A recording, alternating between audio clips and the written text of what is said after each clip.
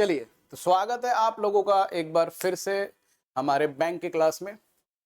हमारी ये दूसरी वीडियो है। जैसा कि पहली वीडियो में मैंने आप लोगों को बताया था, अगर बैंक का कोई भी एग्जाम आप क्लियर करना चाहते हैं तो बिना वोकैब के नहीं कर सकते। बैंक का एग्जाम आपको पहली बार ही मैंने बता दिया था, वोकैब और समझ, ठीक है ना, ये चाहिए। तो वोकैब के लिए क्या करना है, वोकैब के लिए मेरी क्लास को 1 बाय 1 आपने देखना है, ठीक है। ऐसे पढ़ाऊंगा कि आपको रटना नहीं पड़ेगा। आपके एग्जाम में बहुत सारे ईडियम्स और सिनोनिम्स आते हैं, तो अभी स्टार्ट करेंगे हम ईडियम से। ईडियम्स देखा आपने लिखा है, और इसके बाद हम यहाँ पे आप देखिए क्या लिखा है, सिनोनिम्स। तो हम ईडियम्स पढ़ेंगे और सिनोनिम्स पढ़ने वाले हैं।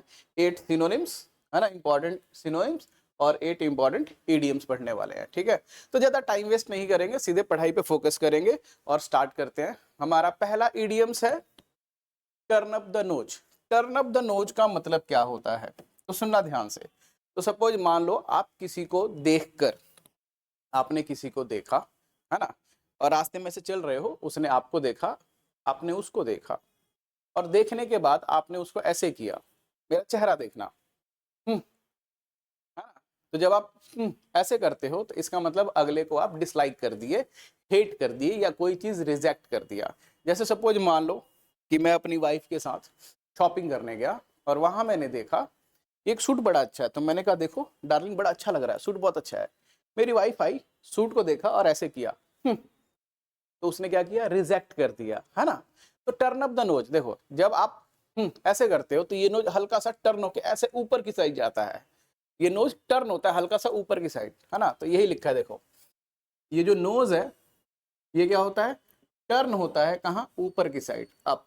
तो इसका मतलब है आपने उस चीज को डिसलाइक कर दिया, रिजेक्ट कर दिया, हेट कर दिया, है ना। तो आंसर में लिखेगा आपको रिजेक्ट। 4 ऑप्शन हो गए, तो लिखेगा reject, dislike, hate, turn up the नोच, ठीक है। याद रहेगा, ध्यान रखिएगा। दूसरा है आपका टर्न डाउन। टर्न डाउन का मतलब क्या है, तो टर्न डाउन का मतलब है कि सपोज मान लो 4 दोस्त कहीं घूमने का प्लान बना रहे हैं। तो एक ने कहा हाँ भाई चलना है गोवा घूमने गर्मियों में इस बार, डन, एग्री है। दूसरा कहता है डन, एग्री है। तीसरा कहता है डन, एग्री है। चौथा भी डन। पांचवा दोस्त ऐसे कहता है, सुनना ध्यान से, ऐसे यूं दिखाया और फिर इसको टर्न किया और नीचे ऐसे डाउन कर दिया, इस तरीके से। पहले यूं दिखाया, फिर इसको ऐसे टर्न किया और नीचे ऐसे डाउन कर दिया, तो उसने प्लान को रिजेक्ट कर दिया। तो यूं दिखा के इसको टर्न करना और ऐसे डाउन कर देना, मतलब आप किसी चीज को रिजेक्ट कर देते हो, है ना। तो टर्न डाउन का मतलब भी जो होता है वो रिजेक्ट होता है, रिजेक्ट कर देना किसी चीज को, डिनाई कर देना, रिफ्यूज कर देना, है ना। तो ये दोनों बहुत इंपॉर्टेंट है, लगभग एक जैसा रखते होते हैं ये सेंस। तो इन्हें ईडियम्स कहते हैं, और ये 2 फॉर्म ऑफ द वर्ब्स हैं जिन्हें हम फ्रेजल वर्ब्स कहते हैं। तो हम दोनों एक साथ पढ़ रहे हैं, ईडियम्स और फ्रेज एक साथ आता है, ठीक है। चलिए आगे बढ़ते हैं। Take under the wings. Wings का मतलब होता है पंख। विंग्स का मतलब होता है पंख, है ना। तो आपने देखा होगा कि जब कोई आंधी तूफान आता है, बहुत तेज आंधी तूफान आता है, जो पंछी होते हैं उनकी जो माएँ होती हैं वो देख रही हैं क्योंकि छोटे छोटे बच्चे जमीन पे खेल रहे हैं, उड़ नहीं पा रहे, अभी खेल पा रहे हैं, है ना। और वो जो माँ है वो देखती है कि बहुत तेज आंधी तूफान आया हुआ है, बहुत तेज। वो फटाक से नीचे उड़ के आती है जमीन पे, अपने बच्चों को बुलाती है मेरे पास आओ, मेरे पास आओ, और ऐसे बॉडी के साथ अपने बच्चों को चिपका लेती है, बॉडी के साथ चिपका लेती है, और अपने पंख जो ऐसे खोल के रखी होती है उसे ऐसे ढक लेती है, पंखों में ऐसे ढक लेती है बच्चों को, और ढक के ऐसे सिर से भी ढक लेती है, और 2-2.5 घंटे ऐसे ही रहती है जब तक वो आंधी तूफान रहता है। जब आंधी तूफान खत्म हो जाता है तो फिर वो सिर उठाती है, फिर देखती है, हाँ सही है, मौसम एकदम साफ है, फिर वो ऐसे खोलती है कि जाओ खेलो। तो बच्चों को पंखों के अंदर ऐसे रखती है, टेक अंडर मतलब रख लेती है पंखों के अंदर, ताकि वो आंधी तूफान से बचाए, प्रोटेक्ट करे, है ना। तो ये जो ईडियम्स है, टेक अंडर द विंग्स, इसका मतलब क्या हो गया, इस कहावत का, इस मुहावरे का मतलब क्या हो गया, इसका मतलब हो गया प्रोटेक्ट करना, बचाना, प्रोटेक्ट करना, बचाना, या सेव, कई बार लिख के आएगा सेव, है ना, प्रोटेक्ट करना या सेव करना। टेक अंडर द विंग्स, बचाना। समझ आया?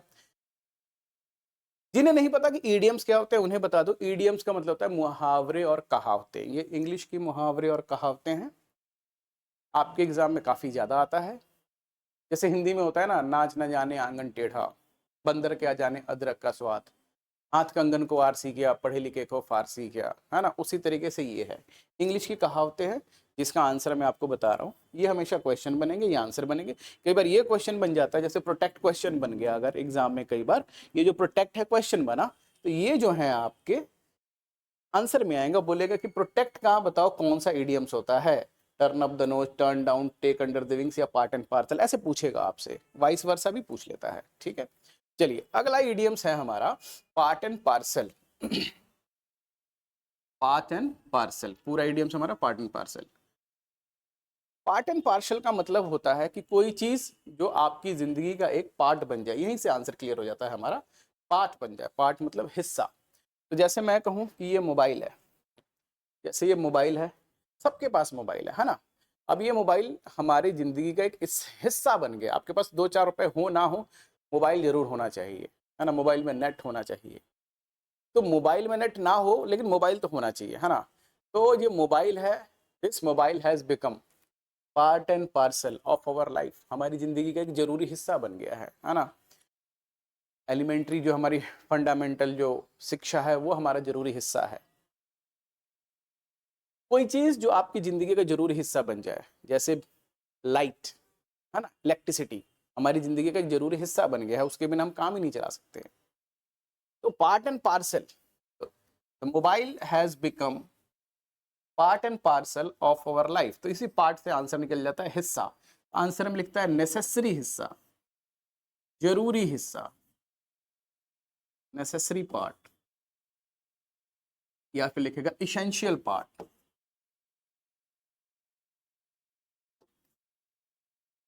इसेंशियल पार्ट, है ना। इसेंशियल का मतलब होता है जरूरी, जरूरी हिस्सा, जरूरी पार्ट।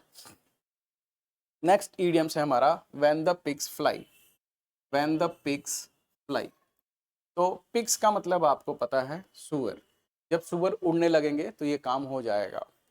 जैसे मान लो कि कोई ब्रिज बन रहा है, 25-30 सालों से कंप्लीट ही नहीं हो रहा, ब्रिज बन ही जा रहा है, बन ही जा रहा है। गांव में हॉस्पिटल पिछले 25 सालों से बन रहा है, बन ही नहीं रहा है। वो बस कह दिया गया बनेगा, नींव दे के छोड़ दिएगा, बन ही नहीं रहा, सड़क बन ही नहीं रही है, ब्रिज बन ही नहीं पा रहा है 25-30 सालों से। तो ये काम कब होगा? When the pigs fly. अब पिग्स उड़ नहीं सकते, इसका मतलब वो काम कभी होने वाला नहीं है ना। होता है ना, कौवा उड़, चिड़िया उड़, सुअर उड़, सुअर नहीं उड़ने वाला। तो सुअर नहीं उड़ सकता का मतलब ये काम कभी नहीं होने वाला, बस ऐसे ही है। तो व्हेन द पिग्स फ्लाई का आंसर लिखता है जो कभी हो ना पाए, है ना। नेवर हैपन आंसर में लिखेगा, जो कभी ना हो।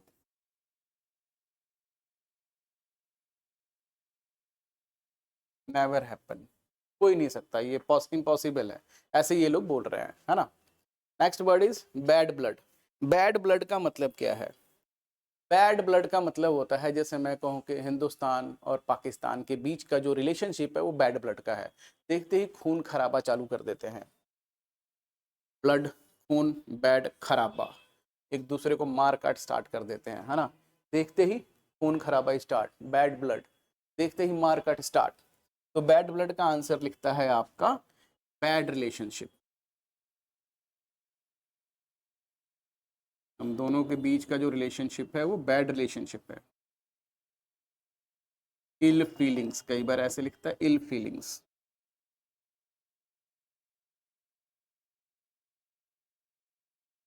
कई बार लिखता है एनिमिटी, एनिमिटी, ठीक है। Next word is blue blood.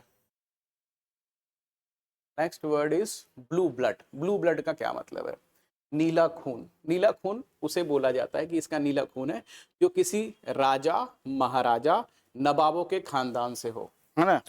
जो किसी राजा, महाराजा और नवाबों के खानदान से हो, उसको बोलते हैं हम कि ये नीला ब्लड है ना। जैसे बॉलीवुड में सैफ अली खान को बोला जाता है कि ये ब्लू ब्लड है क्योंकि वो नवाबों के खानदान से है। तो ब्लू ब्लड उसे बोलते हैं जो किसी राजा, महाराजा या रॉयल फैमिली से संबंध रखता हो। तो आंसर में ऐसे लिखता है नोबल बर्थ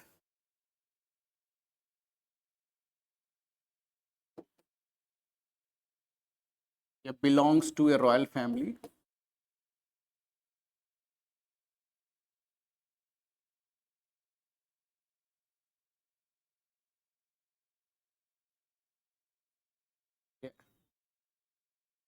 ठीक है, जिसको राजाओं महाराजाओं एरिस्टोक्रेटी जो होता है एरिस्टोक्रेटिक है ना। नेक्स्ट है पुल लॉन्ग फेस। पुल लॉन्ग फेस का मतलब क्या होता है? तो आपने देखा होगा कई बार कि आदमी कई बार ऐसे मुंह लटका के बैठा होता है, मुंह लटका के बैठा तो मुंह थोड़ा सा लंबा सा दिखता है ना। तो लॉन्ग फेस, लंबा सा फेस क्या किया है उसने? पुल किया है, लटकाया हुआ है। आप आके पूछते क्या बात है, मुंह क्यों लटका रखा है, उदास क्यों है? उदास क्यों हो, मुंह क्यों लटका रखा है? पुल लॉन्ग फेस, मुंह क्यों लटका रखा है, मतलब वो उदास है। तो पुल लॉन्ग फेस का आंसर होता है सैड,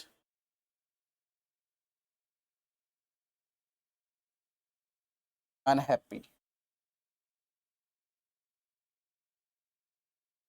है ना। तो इस तरीके के जो इम्पोर्टेंट ईडियम्स है जो आपके एग्जाम में पहले भी आ चुके हैं, फिर आने के चांसेस हैं, और भी ईडियम्स जो आने वाले हैं वो सारे यहाँ पे कराए जाएंगे आपको। ऑलमोस्ट आपको इस सेशन में हम जो बैंक का है 1000 ईडियम्स पढ़ाएंगे, 1000 सिनोनिम्स पढ़ाएंगे। फिर आप इंडिया का कोई भी बैंक का एग्ज़ाम देते हैं तो आपके लिए बहुत ईजी हो जाता है, आसान हो जाता है एग्ज़ाम को क्रैक करना। ठीक है, चलिए आगे बढ़ते हैं। तो इसको थोड़ा सा रिवीजन एक बार कर लीजिएगा ताकि आपके लिए बहुत ईजी हो जाए। ठीक है, चलिए तो अब जो है हम लोग यहाँ पर अगला सिनोनिम्स करेंगे। सिनोनिम्स में आप देख सकते हो 4 मैंने यहाँ लिखा है और 4 यहाँ लिखा है। ठीक है, चलिए तो फर्स्ट वर्ड इज क्लैमर, बहुत ही इंपॉर्टेंट वर्ड है। क्लैमर का मतलब होता है शोरगुल करना। फर्स्ट वर्ड लिखा है क्लैमर, आप देख सकते हो क्लैमर, है ना। क्लैमर का मतलब होता है शोरगुल करना, हल्ला मचाना। मेन बात क्या है, इसकी मीनिंग जानना नहीं, मेन बात है इसको याद रखना। ऐसे वर्ड्स जो आप लाइफ में बहुत कम सुनते हो वो आपके एग्जाम में आते हैं, है ना। तो ये आपको द हिंदू के एडिटोरियल पेज में बहुत सारे मिल जाते हैं और वहीं से आपके एग्जाम में पैसेज आता है, कॉम्प्रीहेंशन आता है और वहीं से क्लियर करना है।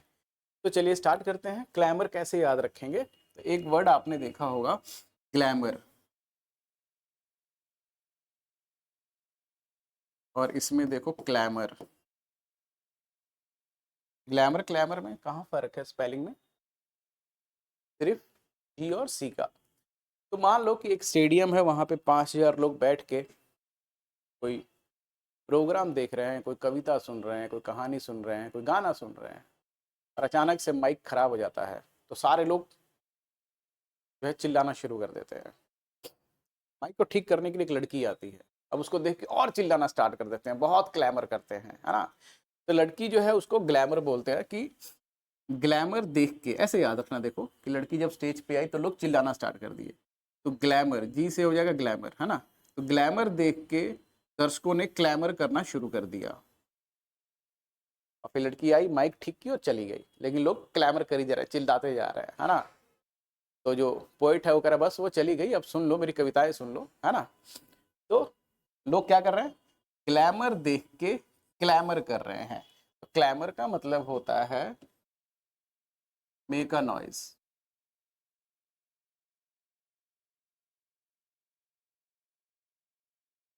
मेक अ नॉइज, हल्ला गुल्ला करना, है ना।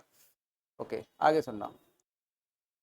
इसी तरह एक और वर्ड बड़ा इंपॉर्टेंट वर्ड है कि जो स्टेडियम में लड़कियां हैं वो शांत रहती हैं, लेकिन जो बॉयज़ हैं वो बहुत ज़्यादा शोर मचाते हैं। आप देखोगे हर जगह बॉयज़ बहुत शोर मचाते हैं। तो बॉयज़ जो है ना वो बॉयस्ट्रस करते हैं। बॉयज़ क्या करते हैं? बॉयस्ट्रस करते हैं। तो एक वर्ड बड़ा इंपॉर्टेंट है हमारे पास, मैं इसे थोड़ा अलग कलर से लिखता हूँ ताकि आपको इम्पोर्टेंट पता रहे। बॉयज़, ये लिखा है मैंने बॉयज़, है ना। बॉयज़, और बॉयज़ से ही बनता है बॉयस्ट्रस। बॉयस्ट्रस ये भी इंपॉर्टेंट वर्ड है, इसका मतलब भी होता है शोर मचाना। इसे याद कैसे रखेंगे? देखिए सिंपल सी बात है, आप इसे ऐसे याद रखेंगे, इतना पढ़ेंगे बॉयज और फिर पढ़ेंगे बॉयस्ट्रस।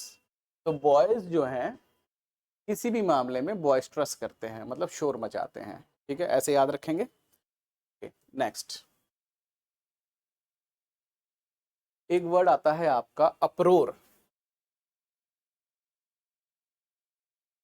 अप्रोर, रोर करना, अप्रोर।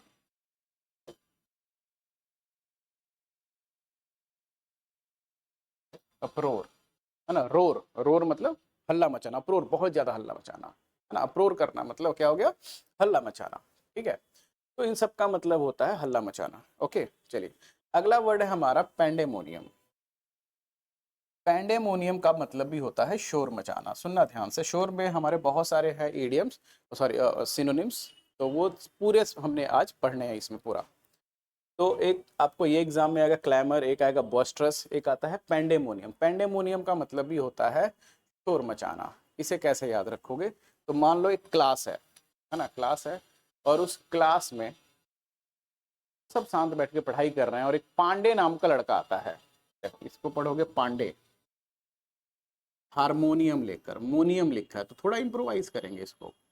सिनोनिम्स को याद रखने का तरीका है कि उसको थोड़ा इम्प्रोवाइज करें हम, ठीक है, थोड़ा इम्प्रोवाइज करें।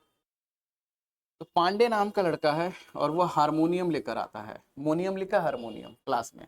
अब गाते हुए सब शांत बैठे, वो आगे गाते हुए ओए पांडे जी, पांडे जी, ओ पांडे जी, ऐसे करते हुए, है ना, बजावे ऑन ड्यूटी हो पांडे जी ड्यूटी, ऐसे। तो सारे लड़के जो है मोशन में आ जाते हैं, शांत बैठे हैं सब मोशन में आके कमोशन करना चालू, सब हल्ला गुल्ला चाह रहा है, कोई गमछा नचा रहा है, कोई किताब कोई पेन ऐसे ऐसे नचा रहा है, खूब हल्ला गुल्ला कर रहा है सब के सब। इतने में सर आ जाते हैं क्लास में, कौन कौन कौन शोर मचा रहा है, क्यों इतने शोर मचा रहे हो, क्यों क्लास में पैंडेमोनियम कर रहे हो, कमोशन कर रहे हो, क्लास में कमोशन कर रहे हो, पैंडेमोनियम कर रहे हो, हल्ला कर रहे हो। तो पैंडेमोनियम का मतलब ये होता है हल्ला करना, मेक अ नॉइज, है ना, मेक अ नॉइज। मैं इसलिए लिख रहा हूँ दोबारा ताकि आपको पूरा क्लियर रहे कि ये पूरा इसी का सिनोनिम्स है पूरा का पूरा। तो पैंडेमोनियम ऐसे रखोगे कि पांडे क्लास में हारमोनियम लेकर पैंडेमोनियम कर रहा है। एक स्टूडेंट जो है काफी पढ़ने वाला है, वो कह रहा है सर ये पांडे क्लास में हारमोनियम लेकर पैंडेमोनियम कर रहा है ना। इसलिए सारी क्लास जो है कम, सारी क्लास जो है वो कम मोशन, कमोशन में आके कमोशन कर रही है ना। देखो ऐसे याद रखोगे, कम मोशन, पूरी क्लास कम मतलब आके मोशन में, मोशन में आ गई, सब शांत बैठे थे मोशन में आ गई और कमोशन करने लगी। बहुत इंपॉर्टेंट वर्ड है, एग्जाम में बहुत बार पूछा गया है, क्वेश्चन आंसर दोनों बन जाता है ये, है ना। कमोशन करने लगी मतलब शोर मचाने लगी, है ना। इसीलिए क्लास से काए काए फाए फाए की आवाज आ रही है सर। तो काए काए फाए फाए का मतलब होता है कैकोफोनी। देखो कैकोफोनी, कैकोफोनी,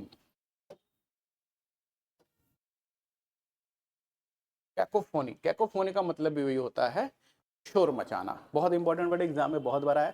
अब इसको कैसे याद रखोगे, देखो फोनी को याद रखना, फोन मतलब होता है साउंड। तो कौआ काए काए, कैको को याद रखना काए काए। तो कौआ जो है वो काए काए फाए फाए करके कैकेफोनी कर रहा है। कैकेफोनी का मतलब होता है शोर मचाना, ऐसे याद रखना। कौआ काए काए फाए फाए करके कैकेफोनी कर रहा है, कौआ काए काए फाए फाए करके कैकेफोनी कर रहा है। कैकेफोनी का मतलब होता है शोर मचाना। या फिर एक वर्ड ऐसे ही याद रख सकते हो कि फोन एक वर्ड होता है, फोन, है ना। फोन का मतलब होता है साउंड। और एक वर्ड होता है टेली, टेली का मतलब होता है फार। अब जब दोनों वर्ड मिलते हैं तो बनता है टेलीफोन, टेलीफोन, ठीक है, टेलीफोन बन जाता है, टेलीफोन। दूर से आने वाली जो आवाज है, दूर से आने वाली आवाज हमारे फोन में आ रही है, तो दूर से आने वाली आवाज जिस यंत्र के थ्रू आ रही है उसको हम टेलीफोन कह रहे हैं, है ना। इसी तरह एक वर्ड होता है टेलीकास्ट। ये लैटिन वर्ड्स हैं जैसे कास्ट। तो कास्ट का मतलब होता है थ्रो, रूट वर्ड है। टेली का मतलब हो गया फार। तो आपको इंग्लैंड में मैच हो रहा है और आप घर बैठ के इंडिया में, दिल्ली में देख रहे हो, मुंबई में देख रहे हो, कहीं भी देख रहे हो, वहां से मैच को फेंका जा रहा है। कास्ट मतलब फेंका जा रहा है, टेली मतलब दूर, दूर से फेंका जा रहा है, तो टेलीकास्ट किया जा रहा है, समझ आया। ये रूट वर्ड होते हैं। तो उस तरीके से यहाँ पर आप फोन, फोन का मतलब हो गया साउंड, और कैको मतलब हो गया हार्श, हार्श साउंड। तो कैकोफोनी का आंसर होता है हार्श साउंड, ठीक है, मतलब शोरगुल होना। इन सब का मतलब लगभग एक जैसा ही होता है, सबका मतलब होता है शोरगुल, है ना। और ये बहुत इंपॉर्टेंट है आपके एग्जाम के लिए। देखिए एक आपको ये वर्ड है clamour.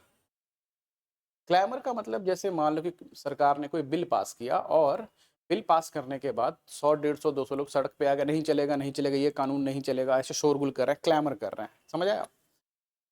Clamour, pandemonium, बॉयस्ट्रस, commotion, cacophony, सबका मतलब है शोरगुल करना। ध्यान रखना, बहुत इंपॉर्टेंट पॉइंट्स हैं और ये बहुत ही इंपॉर्टेंट हैं। ये एग्ज़ाम में आपके क्वेश्चन और आंसर बनते हैं, हर साल ये एग्ज़ाम में पूछे जाते हैं, आपके एडिटोरियल पेज में, आपके पैसेज वगैरह में बहुत ज़्यादा आता है, ठीक है। चलिए आगे बढ़ते हैं। अगला हमारा सिनोनिम्स है एप्रीहेंड। एप्रीहेंड का मतलब क्या है? तो एप्रीहेंड का मतलब होता है कि जब आपने देखा होगा कि पुलिस किसी को अरेस्ट करती है, ठीक है, क्या करती है?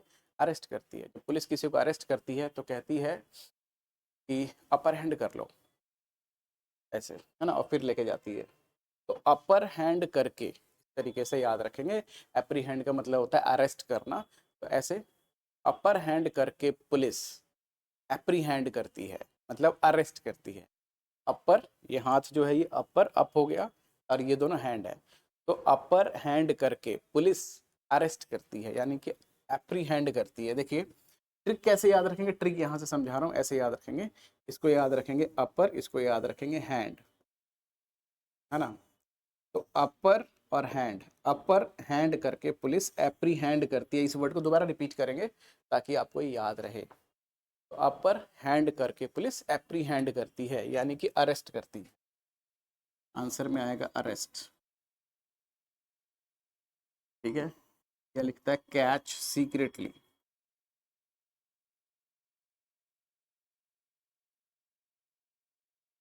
कैच सीक्रेटली, ठीक है।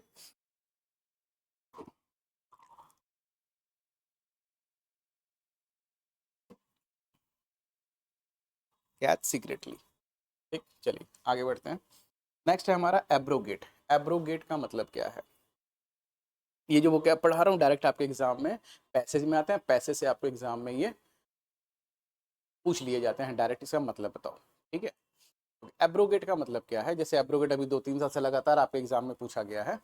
एब्रोगेट का मतलब जैसे कि मान लो किसी स्टूडेंट का एग्जाम है कल, सुबह 9 बजे उसे सेंटर पे पहुंचना है, वो पहुंचता है 9:15 पे, ठीक है, 9:15 पे। जब वो 9:15 पे पहुंचता है तो देखता है गेट में लॉक लगा हुआ है। वॉचमैन से कहता है भाई जल्दी गेट खोल दे यार, नहीं तो मैं रह जाऊंगा। तो उसका जो वॉचमैन है वहाँ पे वो कहता है भी ये गेट नहीं खुलने वाला सर, लॉक करके चाबी लेके ऊपर चलेंगे, अब 3 घंटे बाद ही खुलेगा, एग्जाम खत्म होगा उसके बाद ही। वो परेशान हो जाता है, बैठ जाता है वहीं पे, स्टूडेंट रोने लगता है। तो वॉचमैन उसके पास आता है और कहता है, सुनना ध्यान से, कहता है अब रो गेट पे बैठ के, एग्जाम तेरा कैंसिल है। अब रो गेट पे बैठ के, एग्जाम तेरा एब्रोगेट है, मतलब कैंसिल है। तो एब्रोगेट का मतलब होता है कैंसिल करना। तो इसे याद कैसे रखोगे वो ट्रिक बता रहा हूँ, सुनो। इसको पढ़ोगे अब, इसको पढ़ोगे रो, कहाँ पर? गेट पे बैठ के। तो अब रो गेट पे बैठ के, एग्जाम तेरा एब्रोगेट है, यानी कि कैंसिल है, यानी कि कैंसिल है, ठीक है। एब्रोगेट आंसर में लिखता है कैंसिल। अब रो गेट पे बैठ के, एग्जाम तेरा एब्रोगेट है। अब रो गेट पे बैठ के, एग्जाम तेरा एब्रोगेट है, यानी कैंसिल है। एक वर्ड बड़ा इंपॉर्टेंट वर्ड है एन्यूल्ड, ये एग्जाम में क्वेश्चन बन जाता है। अब इसे कैसे याद रखेंगे आप, है ना। कई बार आंसर में सस्पेंड भी लिख देता है, सस्पेंड, है ना। तो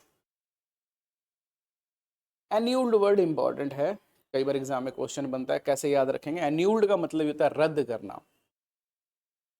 तो कई लाइसेंस ऐसे होते हैं, लोग जब बिजनेस करते हैं वो हर 11 महीने में, मतलब हर एनुअली, हर साल वो एन्यूल्ड हो जाते हैं, रद्द हो जाते हैं। एक वर्ड आपके पास है, जैसे बताता हूँ, एक वर्ड है एनुअल, है ना, एनुअल। तो लाइसेंस जो है एनुअली एन्यूल्ड हो जाते हैं, एन्यूल्ड, ऐसे याद रखना। लाइसेंस हर साल एनुअली एन्यूल्ड हो जाते हैं, लाइसेंस हर साल एनुअली एन्यूल्ड हो जाते हैं, और हर साल रीन्यू कराना पड़ता है बिजनेसमैन को, है ना, उसको पेमेंट देके फिर रीन्यू कराना पड़ता है। तो एन्यूल्ड का मतलब होता है रद्द करना, ठीक है। तो गवर्नमेंट क्या करती है, उनके लाइसेंस हर साल एनुअली एन्यूल्ड कर देती है, ठीक है, ऐसे याद रखेंगे। तो ये जो वर्ड है, रुको इसको मैं ऐसे लिख दूँ ग्रीन वाले से, ताकि आपको पता रहे कि ये जो वर्ड है बहुत इंपॉर्टेंट वर्ड है और एग्जाम में क्वेश्चंस भी बनते हैं, है ना। तो ये जो मैंने यहाँ पे ग्रीन कलर से मैं लिख रहा हूँ, ये एग्जाम में क्वेश्चन भी बनेंगे और आंसर भी बनेंगे, ठीक है, बहुत इंपॉर्टेंट है, ध्यान से पढ़ना, ठीक है। चलिए तो एक रिवीजन लेते हैं कैसे हमने इन्हें पढ़ा, फिर अगले हम ये वाले पढ़ेंगे। तो इसमें हमने ऐसे पढ़ा कि अब रो गेट पे बैठ के एग्जाम तेरा एब्रोगेट है यानी कैंसिल है।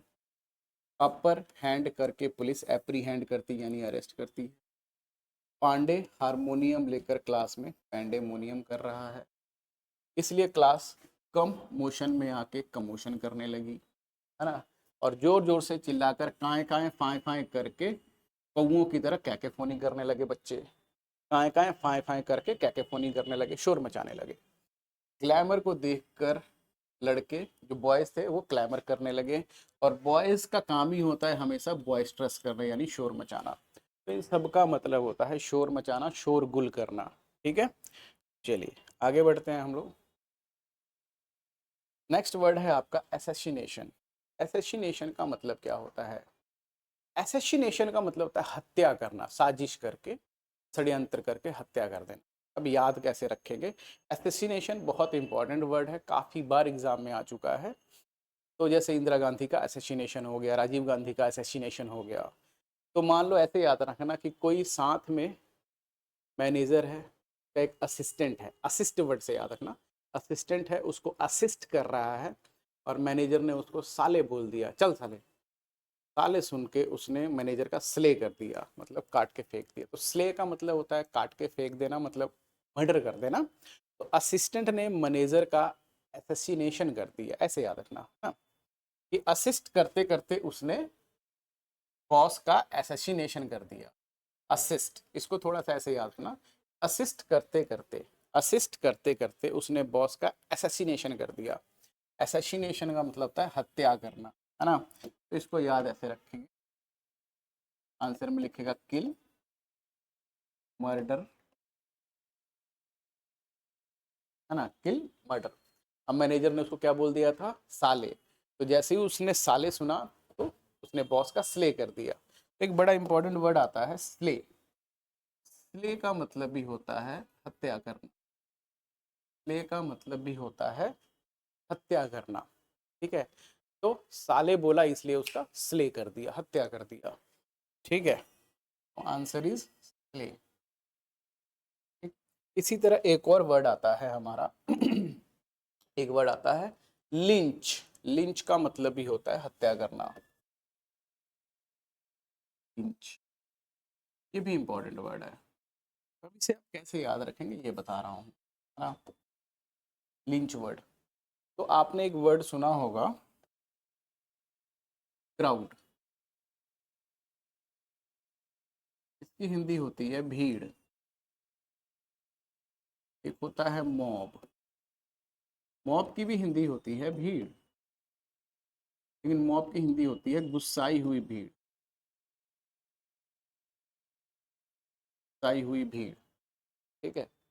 मॉब की क्या हिंदी होती है, गुस्साई हुई भीड़। क्राउड मतलब भीड़ है, ऐसे कहीं पे ऐसे भीड़ लगा, लेकिन मॉब का गुस्साई हुई भीड़ होता है पूरा मतलब कि 100-150 लोग हैं, किसी के हाथ में लाठी है, हॉकी है, विकेट है, बैट है, तलवार ले रखा है, सिक्कड़ हथौड़ा ले रखा है, तो गुस्से में जा रहे हैं, तोड़ फोड़ कर रहे हैं, मार पीट कर रहे हैं, आग लगा रहे हैं, और उनको वो आदमी मिल गया जिसकी वजह से वो परेशान है, उसको पकड़ा, उसको जान से मार दिया। या गांव में कोई चोरी करते हुए पकड़ा गया, 10-12 लोगों ने, गांव के लोगों ने उसको पकड़ा और उसको पीटते पीटते जान से मार दिया, तो उसको बोलते हैं लिंच करना। एक वर्ड आता है लिंच, लिंच मतलब होता है जान से मार देना, हत्या। यही से बनता है मॉब लिंचिंग, साथ में आईएनजी लगा देता है, मॉब लिंचिंग, मतलब मॉब लिंचिंग बड़ा ही इंपॉर्टेंट वर्ड है ये, एग्जाम में कई बार पिछले 4-5 साल में आया और इंडिया में बहुत सारा मॉब लिंचिंग हुआ। तो मॉब लिंचिंग जो है, इस वर्ड को काफ़ी ज़्यादा बार बार एडिटोरियल पेज में पूछा गया, आप एग्जाम में आया। मॉब लिंचिंग का मतलब गुस्साई हुई भीड़ के द्वारा की गई हत्या को मॉब लिंचिंग बोलते हैं। लिंच वर्ड से यहाँ बना, लिंच मतलब हत्या, तो ऐसे याद रखना, लिंच मतलब हत्या, है ना। ये थोड़ा तरीके से, तो इससे 2 चीज़ याद रहेगा, एक क्राउड और एक मॉब। कई बार एग्जाम में ये दोनों में फ़र्क पूछ लेता है कि भाई क्राउड ने हत्या कर दिया, क्राउड हत्या नहीं करती, मॉब करती है ना, तो उसे हम बोलते हैं मॉब लिंचिंग। तो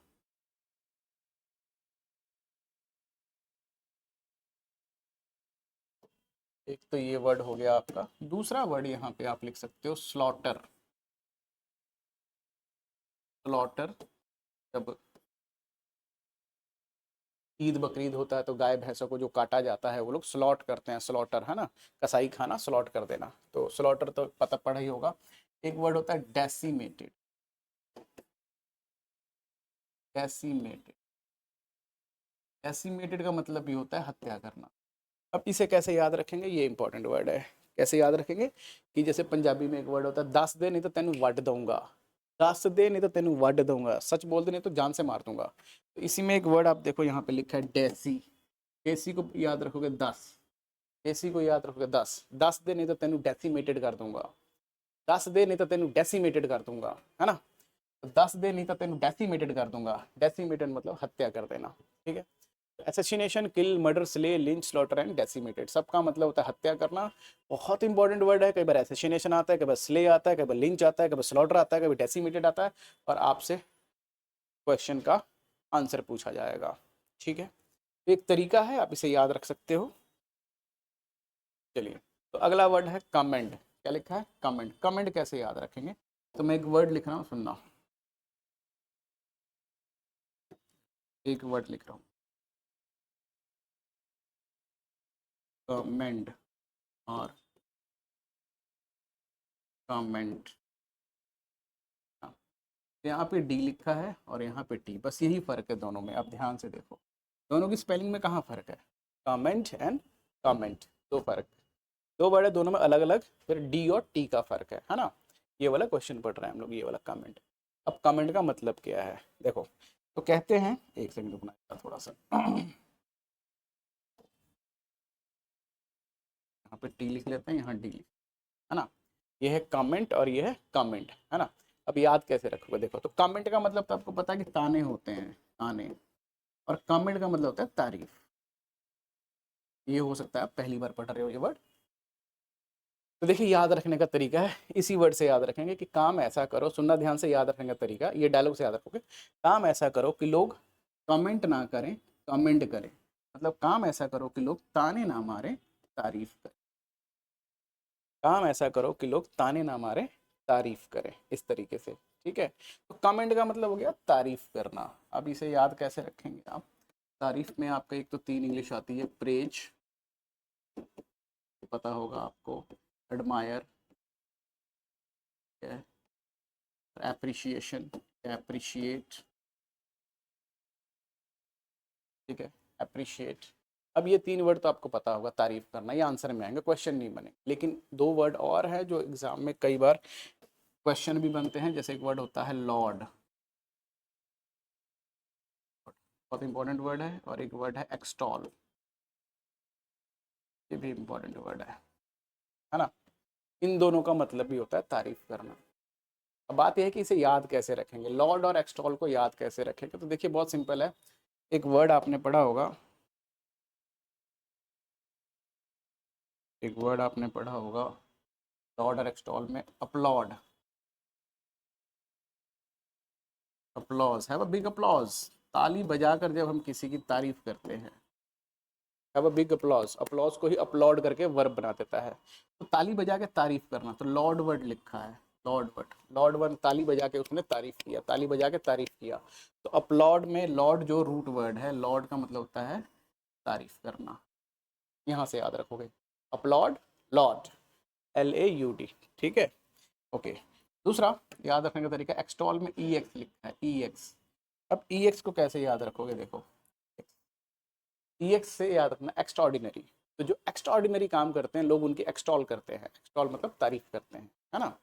तो जो एक्स्ट्राऑर्डिनरी काम करते हैं लोग उनको क्या करते हैं, एक्सटॉल करते हैं, तारीफ करते हैं। एक्स्ट्राऑर्डिनरी काम करने वाले का एक्सटॉल होता है, लोग अपलॉड करके लॉर्ड करते हैं, है ना। यहाँ पे काम ऐसा करो कि लोग कमेंट ना करें, कमेंट करें, तो सबका मतलब होता है तारीफ करना। ठीक, याद रहेगा, एकदम सिंपल है, आप देख सकते हो, एकदम इजी तरीके से पढ़ा रहा हूँ ताकि चीज़ें आपको एकदम ध्यान में रहें।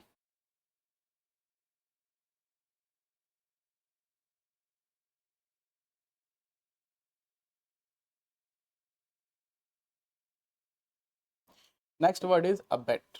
बेट लिखा है, बेट का मतलब होता है, आपको पता है, शर्त लगाना, सिर्फ बेट, सिर्फ बेट, BET, बेट। बेट मतलब शर्त लगाना, और शर्त लगा के हम किसे कहते हैं, किसी को उकसाते हैं, इंसाइट करते हैं, प्रोवोक करते हैं, है ना। शर्त लगा ले, तू उसको नहीं बोल सकता आई लव यू, शर्त लगा तेरे से मर्डर नहीं हो सकता, तू खाली चोरी कर, हट हट हट, निकल निकल निकल।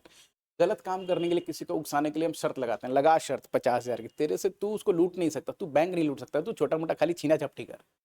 तो बेट लगा के किसी को हम उकसाते हैं गलत काम करने के लिए, है ना। तो एक ऐसे याद रखना, एक बेट लगा के उसने दोस्त को अबेट किया, मतलब उकसाया, तो आंसर में लिखता है इंसाइट करना किसी को, है ना, प्रोवोक करना,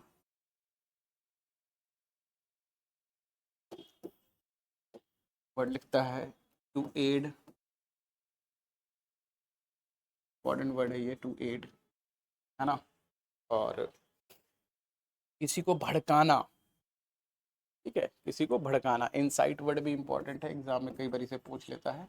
insight, provoke, to aid, to make someone to do something wrong, है ना, कई बार ऐसे भी लिखता है, to make someone to do something wrong, उसे कुछ गलत करने के लिए उसको उकसाना, तो इसका मतलब होता है उकसाना। ठीक है, ध्यान रखना इस चीज को।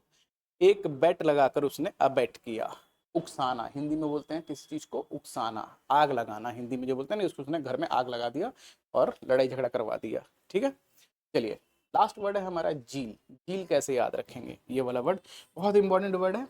तो हमारे पास एक वर्ड है, जैसे एक वर्ड है न्यूजीलैंड, यहाँ से याद रखेंगे हम न्यूजीलैंड। ठीक है, न्यूजीलैंड में आप ध्यान से देखिए, यहाँ पे लिखा है न्यू, न्यू का मतलब नया, लैंड मतलब धरती, और इसी में से एक वर्ड निकल गया झील। न्यू मतलब नया, LAND, लैंड मतलब धरती, झील निकल गया यहाँ से। झील का मतलब होता है उत्साह, नए उत्साह की धरती, नए पैशन की धरती, जोश और जुनून की धरती, तो नए जोश और जुनून की। झील का मतलब होता है पैशन, उत्साह, जोश, जुनून, एंथुजियाज्म, है ना। तो झील और झील से रिलेटेड एक वर्ड है जो बहुत इंपॉर्टेंट है, एग्जाम में अक्सर पूछता है, वो है जेस्ट। झील और जेस्ट दोनों का मतलब होता है उत्साह। ऐसे याद रखना कि आदमी को अगर सक्सेसफुल होना है अपनी लाइफ में, अगर आपको अपनी लाइफ में सक्सेसफुल होना है, तो आप में झील और जेस्ट होना चाहिए उस चीज़ को पाने के लिए, झील और जेस्ट होना चाहिए। ठीक है, तो झील और जेस्ट, अगर आपको अपनी लाइफ में सक्सेसफुल होना है तो आप में झील और जेस्ट होना चाहिए उस चीज़ को पाने के लिए। ठीक है, झील और जेस्ट का मतलब उत्साह, आंसर में कई बार लिखता है पैशन, एंथुजियाज्म, है ना। झील, जेस्ट, पैशन, एंथुजियाज्म, झील और जेस्ट होना चाहिए। ऐसे याद रखोगे, जिंदगी में सक्सेसफुल होना है तो आप में झील और जेस्ट होना चाहिए, जोश और जुनून, पैशन, एंथुजियाज्म, है ना।